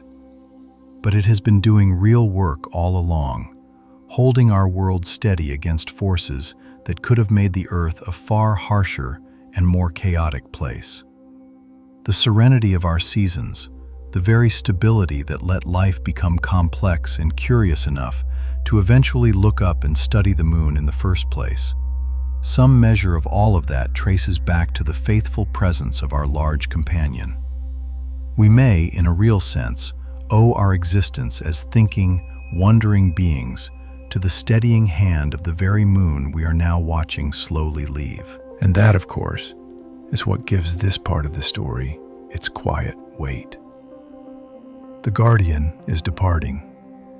Across spans of time far beyond any human reckoning, as the moon recedes, its steadying grip on the Earth's tilt very slowly loosens. The anchor is, in the slowest imaginable motion, beginning to lift. None of this will touch our lives, or our children's lives, or any future we can meaningfully picture. It belongs to the deep time of the planet, not to us. But it is part of the truth of the moon all the same. The one that holds us steady is the one that is drifting away. The protector is, across the long ages, taking its leave, having given us, in silence, the very stability that made it possible for us to be here, to notice its going. And now, of course, you can feel the weight of what we have been saying all night settle into something more tender. Because that steadying companion is leaving. As the moon recedes across the deep future, its grip on the Earth's tilt very slowly loosens. The anchor is, ever so gradually, lifting. This will unfold over timescales so immense that it has no bearing on any human life or on any future we can meaningfully picture. But it is part of the story all the same. The one that holds us steady is also the one that is drifting away. The protector is, in the slowest possible motion, taking its leave. How did we come to have such a companion in the first place? One large enough to steady a whole world, born close and drifting outward across all of time. The answer takes us back to the most violent day in the history of the Earth, to a catastrophe so enormous that out of its wreckage, the moon itself was born. And it reveals something I find almost impossibly moving, that the moon, the thing that is leaving us, was once a part of us. Part 12. Born from a collision. Part 12. Born from a collision. Where did the moon come from? For most of human history, this was a question without an answer, the kind of thing that lived only in myth and story. But over the past decades, by studying the rocks the astronauts brought back, by measuring the moon's composition and comparing it with the Earth's, by modeling the early days of the solar system, scientists have arrived at an answer that is more dramatic than any myth. The moon, it seems, was born from a collision, from the single most violent event our planet has ever known. Travel back then to the very early solar system, more than 4.5 billion years ago. The Earth was young, freshly formed, still settling into itself. But it was not alone in its orbit. The early solar system was a crowded and dangerous place, full of leftover worlds, protoplanets, some of them quite large, careening along their own paths, not yet swept up or settled into stable orbits. And according to the leading explanation, one of these other worlds, a body perhaps about the size of Mars, was on a path that crossed the Earth's. We have even given this lost world a name, Theia. And one day, in the deep silence of that ancient time, Theia struck the Earth. It was not a glancing blow. It was a catastrophe almost beyond imagining. A collision between two worlds, an impact so enormous that it released staggering amounts of energy, melting and vaporizing vast portions of both bodies. Theia was destroyed. The Earth was nearly torn apart, its surface turned to a churning ocean of molten rock and glowing vapor. And out of this unimaginable violence, a huge quantity of debris, molten and vaporized material from both the Earth and the shattered Theia, was flung outward into space, forming a glowing ring of wreckage and rubble that encircled the wounded Earth. And then, in the long aftermath, gravity did its patient work.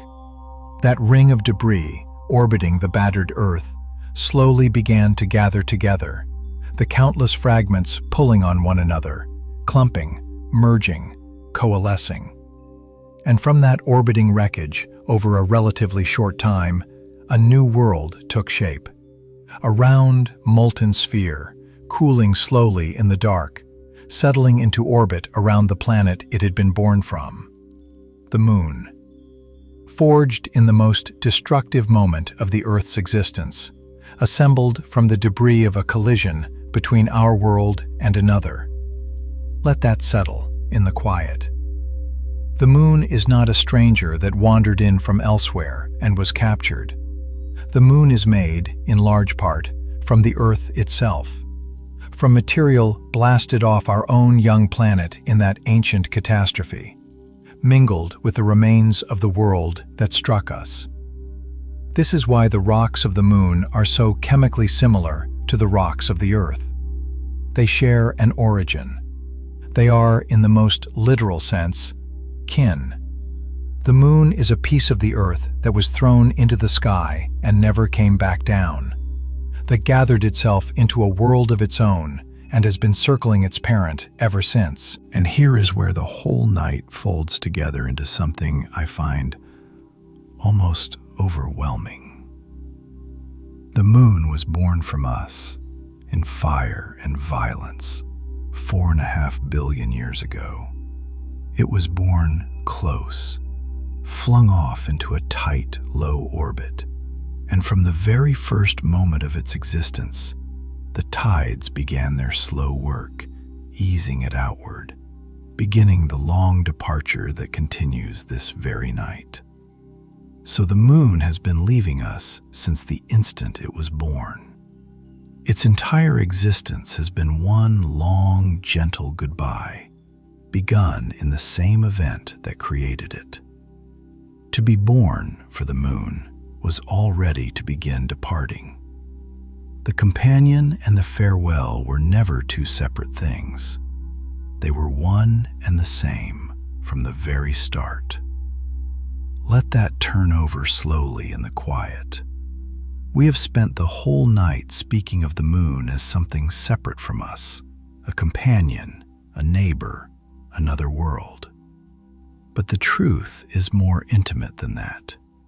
The Moon is, in large part, made of the Earth. The same primordial material that became the rock beneath your feet, the mountains, the ocean floors, was partly flung into the sky in that ancient catastrophe and gathered itself into the Moon. When you look up at it, you are not looking at a stranger. You are looking at a piece of your own world, separated from the rest of us long ago, lifted into orbit, shaped into a sphere, and set gently adrift. The Moon is family. It is the Earth's own substance, living a different life in the sky. And the atoms of that ancient impact did not all leave. Some became the Moon. Some stayed and became the Earth we live on.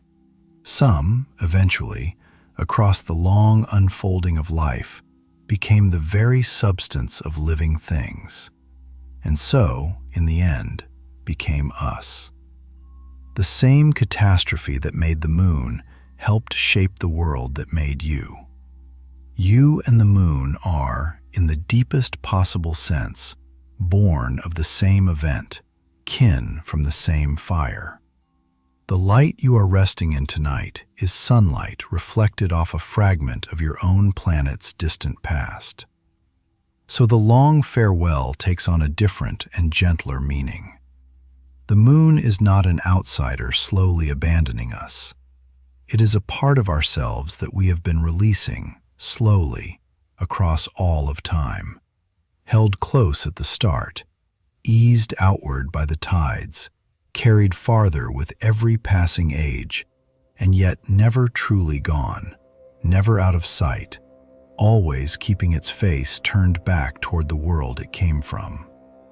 It is leaving the way a grown child leaves, not in rejection, not in loss exactly, but in the natural unfolding of a bond that began in fierce closeness and matured into something quieter, more spacious, more free. The moon carries a piece of us out into the dark, a little farther every year, and in carrying it, it keeps that piece of us company in a part of the sky we will never reach. The thing that is leaving us was once part of us. It carries our own substance out into the dark with it, a little farther every year. And that, perhaps, changes what the leaving means. Because how far can it really go? And will it ever truly be gone? To answer that, we have to follow the moon all the way to the end of its journey, into a future so distant that the Earth itself and the sun above it will have changed beyond all recognition. Part 13. How far it can go. Part 13. How far it can go. We have traced the moon backward to its violent birth and watched it begin its long retreat. Now let us follow that retreat forward, all the way to its conclusion, and ask the question that has been waiting quietly behind everything. How far can the moon actually go? Will it simply drift away forever, vanishing into the dark? Or is there an end to the departure, a final resting place? In principle, the slow handoff we described earlier, the Earth's spin feeding the moon's outward drift, does not go on without limit. It is heading toward a particular destination. Remember that the moon is already tidally locked to the Earth. It keeps one face toward us because its rotation has matched its orbit. But the Earth is not yet locked to the moon. The Earth still spins far faster, once a day, dragging its tidal bulges ahead and pushing the moon outward. The process is aiming across the deep future toward a state of perfect mutual balance. A day in which the Earth's spin would finally slow so much that it matched the moon's orbit exactly. On that far distant day, the Earth would keep one single face turned toward the moon, just as the moon now keeps one face turned toward the Earth. The two worlds would gaze at each other eternally, each showing the other only one side, locked together in a final, motionless embrace, the tides at last falling still. The moon would stop receding, because the great trade that drove it outward would be complete. It is a strangely beautiful destination. Two worlds, after billions of years of slow drifting, coming to rest, facing one another forever. The long, restless goodbye finally settling into a perfect, balanced stillness. But here is the quiet twist in the tale. The Earth and the moon will almost certainly never reach it. Because the time required for that final balance to be achieved is staggeringly long, far longer, by current understanding, than the Earth and the Moon have left. For there is another clock running, slower than human history, but faster than this final lock, and it belongs to the Sun. Our Sun is a star, and stars do not last forever. In several billion years, the Sun will exhaust the fuel at its core and begin to change, swelling enormously into what is called a red giant, a vast, bloated, glowing star, ballooning outward until it may engulf the inner planets entirely. Long before the Earth and the Moon could ever complete their slow journey toward mutual locking, the Sun will have transformed, and the inner solar system, the Earth, the Moon, the world we know, will be utterly remade or destroyed in that transformation. The gentle drama of the receding moon will be overtaken, in the end, by the far greater drama of the dying sun. So the moon's long departure does not end in a peaceful, perfect embrace after all. It ends, like so much else, when the sun's own story reaches its climax. The moon will still be receding, still drifting outward, still keeping its faithful face turned toward the earth, when the light of the sun changes and the age of the worlds we know draws to its close.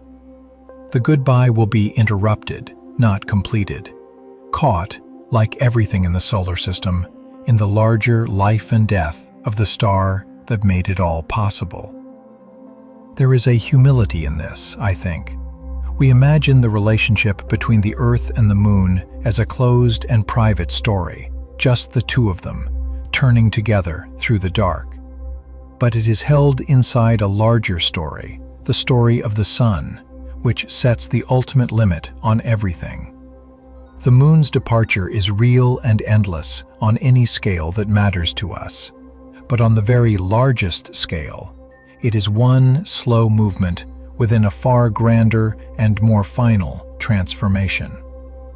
The farewell of the Moon is a small, tender note inside the vast symphony of the solar system's life. And there is something almost poignant about a destination that will never be reached. For billions of years, the physics has been carrying the Earth and the Moon toward that final, perfect balance, the day when both worlds would face each other forever, the tides at last fallen still, the long, restless drifting finally complete. It is a beautiful endpoint to imagine. Two companions who, after an unimaginable journey, come to rest gazing eternally at one another, motionless and at peace. But they will run out of time before they arrive. The sun's own transformation will overtake them first. The embrace they have been moving toward for 4 billion years will be interrupted, forever unfinished, caught in mid-gesture by the death of the star that lit them both. In a way, this makes the relationship between the Earth and the Moon feel even more like our own relationships, our own lives. We too are always moving toward destinations we will never quite reach.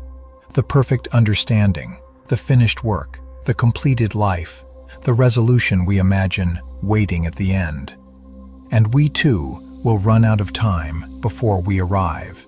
Our stories interrupted rather than concluded, caught in mid-motion by limits larger than ourselves.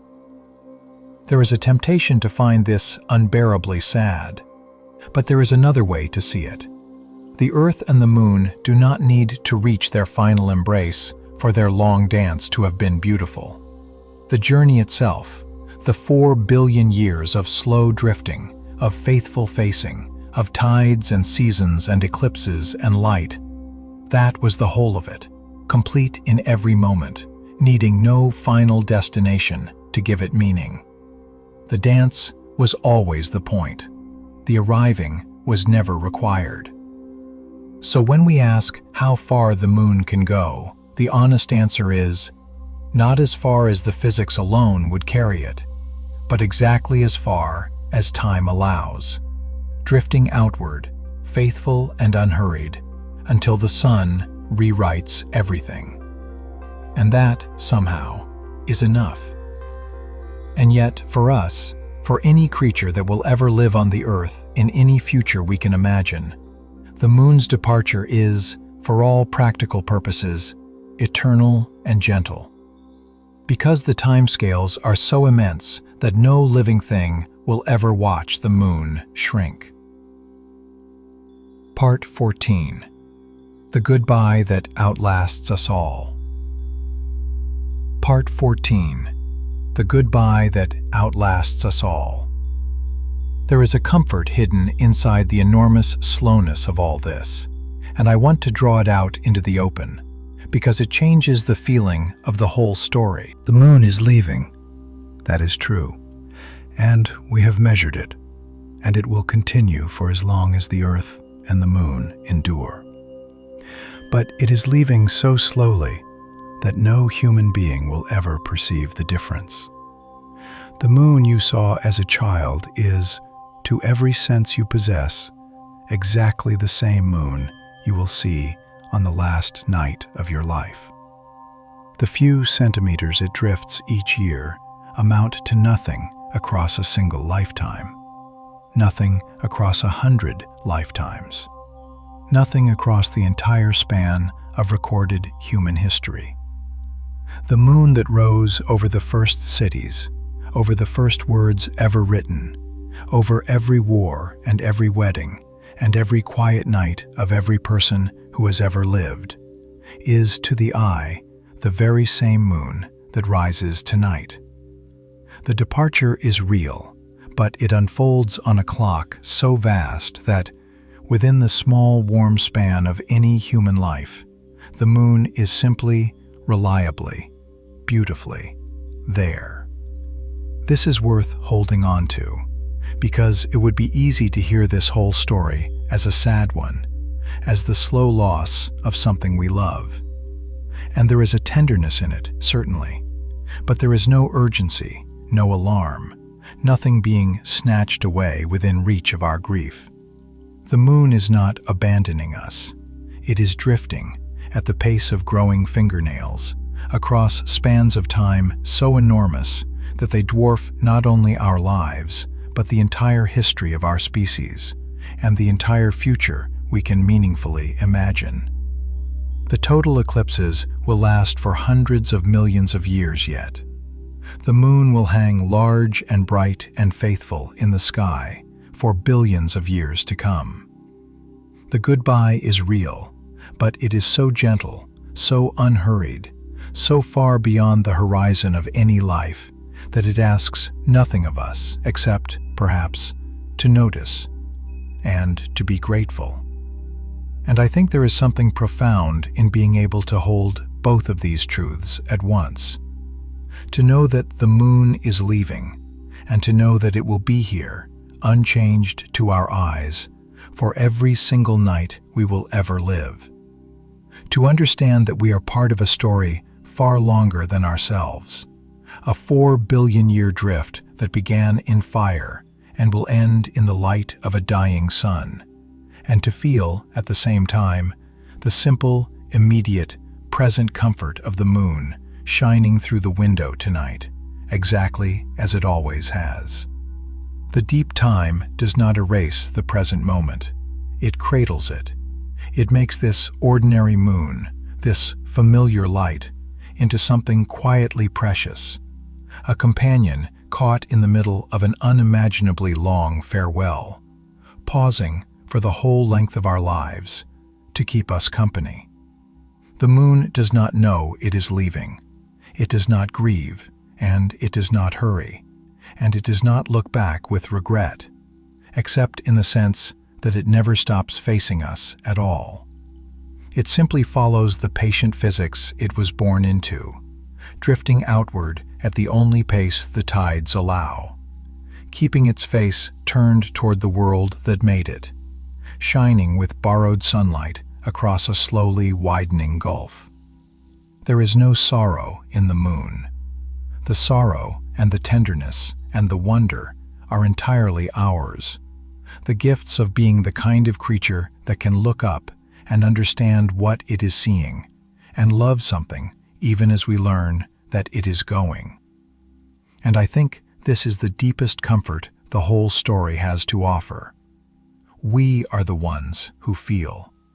The moon drifts in serene indifference, but we, small, brief, fragile creatures on a turning world, we get to be the part of the universe that notices, that cares, that finds the leaving beautiful and the staying precious. The capacity to be moved by the moon's slow departure is not a burden. It is a kind of privilege, perhaps the rarest one there is. In all the vast reaches of space, across all the silent worlds and empty distances, there may be very few places where matter has arranged itself into something that can look up at a departing moon and feel tenderness. We are one of those places. The universe, in us, has opened an eye and learned to love what it sees, even knowing that it passes. That is not a small thing. That may be the most extraordinary thing of all. So let the slowness comfort you. The moon will not shrink in your lifetime, or in 1,000 lifetimes, or across the entire remaining span of everything you could ever care about. The total eclipses will keep coming for ages yet. The tides will keep rising on every shore. The moon will keep lighting the night and steadying the world, and turning its faithful face toward us, exactly as it does tonight, for longer than the human story is likely to last. The departure is real, but it is so gentle, so unhurried, so far beyond the reach of any grief that it asks nothing of us but wonder. We are not losing the moon. We are simply lucky enough to know that it is leaving, and to be here, beneath it, in the long, bright middle of its goodbye, while it is still close enough to love. So what are we to make of all this? What does it mean to live beneath a departing moon? To love a companion that has been saying goodbye since the day it was born? That is the question we have carried all night, and it is time, gently, to gather an answer. Part 15. What the Leaving Teaches. Part 15. What the Leaving Teaches. We began tonight with a question. When you look up at the moon, what are you really seeing? A permanent companion, or a long, slow goodbye that we have mistaken for forever? And now, having followed the moon across billions of years, from its birth in fire to its drift toward a dying sun, I think we can finally see that the question contained a false choice. The moon is not either a companion or a goodbye. It is both, completely and at once. And learning to see that, I think, is one of the gentlest and most important things the night sky has to teach. Everything we love is, in some sense, leaving. Not in alarm, not in tragedy, but simply in the nature of things. The people we cherish are moving through time alongside us, changing, growing older, drifting through the one direction none of us can stop. The moments we treasure arrive and then recede into memory the instant they occur. Even our own lives are a kind of slow departure, a brief gathering of starlight and borrowed atoms that will one day be returned to the universe that lent them. To be alive and to love anything at all is to be in relationship with things that are passing. This is not a flaw in existence. It is simply what existence is. And the moon, drifting away at the pace of growing fingernails, is the gentlest possible teacher of this truth. It shows us that something can be leaving and present at the same time, that the leaving does not cancel the presence, and the presence does not deny the leaving. The moon is going, and the moon is here. Both are true tonight. Both will be true on every night of your life. And rather than letting the going spoil the being here, we might let it do the opposite. We might let the knowledge that the moon is slowly departing make us look up a little more often, a little more tenderly, grateful for the simple fact that it is still there, large and bright and faithful, in the small and precious window of time that is ours. This is what impermanence offers when we stop fearing it. Not despair, but attention. Not grief, but gratitude. The total eclipse is breathtaking because it will end. The moon is beautiful in part because it is going. The night is precious because it does not last. And the people and the moments and the quiet, ordinary nights of our own lives are made more luminous, not less, by the knowledge that they are passing. A thing that would last forever could be ignored forever. A thing that is leaving asks to be loved now, while it is here. We spend so much of our lives, I think, quietly wishing that the things we love would simply stay, that the people would not change, that the good seasons would not end, that the ones we hold would not, in their own slow way, drift toward their own horizons. And there is a tenderness in that wish. It is only love, after all, reaching for permanence. But the moon offers a gentler wisdom. It shows us that everything worth loving is, in some measure, already leaving, and that this is not the tragedy we fear it to be, but simply the shape of being alive in a universe made of time. The moon has been leaving since the day it was born, and it has been no less faithful, no less luminous, no less worthy of our love for all its drifting. If anything, the drifting is part of its beauty. The moon is precious not in spite of the fact that it is going, but woven together with it. And so the lesson is not to grasp more tightly. It is to look more gently. To let the things we love be exactly what they are, present and passing, here and going, companions and farewells all at once. And to meet them not with the anxious wish that they would stay forever, but with the quiet gladness that they are here at all, for this long and luminous moment that is ours. The moon does not ask us to mourn it. It asks us, simply, to look up while we can, and to be glad. That is the whole of it. That is what the leaving teaches. There is even a kind of freedom in it. When you stop demanding that the things you love be permanent, you are released from a sorrow you were never meant to carry. The impossible grief of trying to hold back time. You become free to love things as they actually are, temporary, luminous, passing through.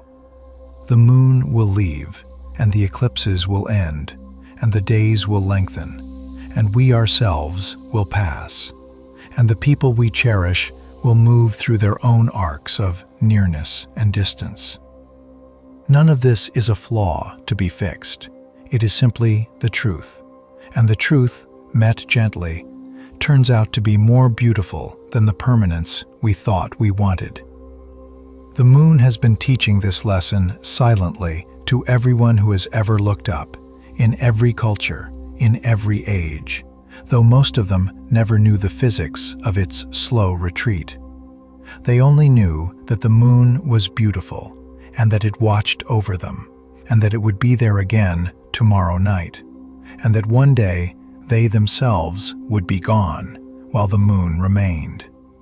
And in that simple contemplation, the brief human life beneath the enduring, faithful, faraway moon Countless people across history found something steadying, something consoling, something true.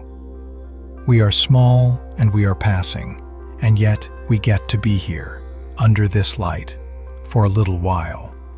That has always been enough. It is enough tonight. So when you look up at the moon, see both things at once. See the companion that has steadied our world, raised our tides, lit our nights, and watched over every life that has ever been lived. And see, too, the long farewell, the gentle 4-billion-year goodbye that began in fire and will not end until the sun itself is transformed. Hold them together. That is the truth of the moon, and perhaps the truth of everything we love. Part 16. The Long Farewell. Part 16. The Long Farewell. We have come a long way tonight, and the hour is late, and the moon is still there, outside, exactly where it has always been, a little farther than last night, by the width of a fingernail's growth, and utterly unchanged to your eyes. So let us gather everything together, slowly, and let it carry you down into sleep. The moon was born from the earth in the most violent moment our planet has ever known, when another young world struck us and was destroyed, and out of the glowing wreckage a companion gathered itself together in the dark. It was born close, looming enormous over a molten, racing, fierce young earth, raising tides that would drown the imagination. And from the very first instant of its existence, it began to leave, eased outward, tide by the patient handoff of the Earth's own spin, climbing slowly into a wider and gentler orbit across billions of years, while the Earth's days stretched longer and the great tides calmed, and the whole turbulent partnership settled into the quiet evening we were born into. It kept its face toward us the entire time. As it drifted away, it never once turned away, locked by the tides into an eternal gaze toward the world that made it, showing us the same calm, familiar face that every human who has ever lived has known, hiding its wilder half in the dark behind. It steadied our tilted world, holding our seasons gentle and our climate kind, an unfelt anchor against the chaos that might otherwise have come. It gave us the tides that have shaped our shores and our myths and our sense of time. And it gave us, in our own brief and lucky moment, the perfect, total eclipse. The breathtaking coincidence of a moon exactly the right size, in exactly the right era, to cover the sun and reveal its shimmering crown. A gift that will, like the moon's nearness itself, one day gently pass. And it is still leaving. Tonight and every night, drifting outward at the pace of growing things, on a journey that will not end until the sun itself swells and transforms and rewrites the whole inner solar system in light. The goodbye will outlast us, and our children, and our entire species, and everything we can imagine. It is the longest, gentlest farewell in the sky. So here at the end is the answer to the question we have carried since the first words tonight. The moon is not a permanent companion that we foolishly believed would stay. And it is not merely a goodbye, a loss to be mourned. It is both, woven together so completely that they cannot be separated. A companion in the act of leaving, a farewell that lasts for billions of years, a presence and a departure that are, and have always been, the very same thing. And in that, the moon shows us how to hold everything we love, not by clutching at permanence we cannot have, but by looking up while we can, at the faithful and departing light, and being glad that it is there, and that we are here together for this long and luminous moment in the dark. The moon is leaving. It has been leaving since the day it was born, and it will be there tomorrow night and every night of your life, large and bright and watching over you, exactly as it always has. You don't have to do anything with that knowledge. You don't have to stay awake for it. The moon will keep its slow and faithful course whether you are watching or sleeping, holding its face toward the world that made it, drifting gently outward through a sky that has all the time in the universe. Sleep well. The moon is still there. It will be there when you wake, and it will keep us company, this departing companion, this long and gentle goodbye, for longer than there will ever be anyone left to say goodbye to. Good night.